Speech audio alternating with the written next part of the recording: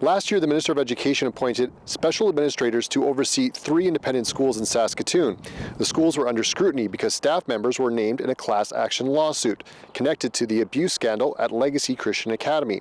Now, the administrators' reports have been obtained by the Opposition NDP through a Freedom of Information request, but the recommendations and other details are heavily redacted. I think that these reports should be, I think that there's significant public interest in what's going there because this is taxpayer money. This is taxpayer money from the people of Saskatchewan that prior to these regulations coming in had no government oversight. These schools were not required to submit financial documentation, just like our 27 public and separate schools need to submit. NDP education critic Matt Love has highlighted some unredacted details in the reports. For example, one school hired family members to work as staff, and last August, shortly after an administrator was appointed at Grace Christian School in Saskatoon, the school indicated it would not comply and its certificate was pulled. Love says it was denying access to certain students.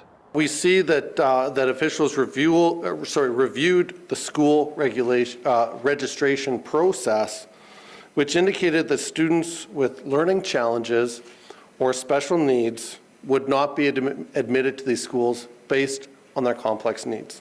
There are, I think certain limitations in terms of what these schools can provide to students, and so they have to look to see whether or not they can, within that 50% funding, and whatever they decide to charge over and above that in terms of tuition, whether or not they can accommodate every student and whether or not students may be better equipped in the public system. Duncan says the Ministry of Education and Legal Department worked together on what would be redacted. And he says the government has acted on the recommendations of administrators by introducing new regulations in March that increased scrutiny on the schools and also ensured that teachers would be licensed. They also cleaned up the financial reporting, for example, separating the school budget from the church budget. Adam Hunter, CBC News, Regina.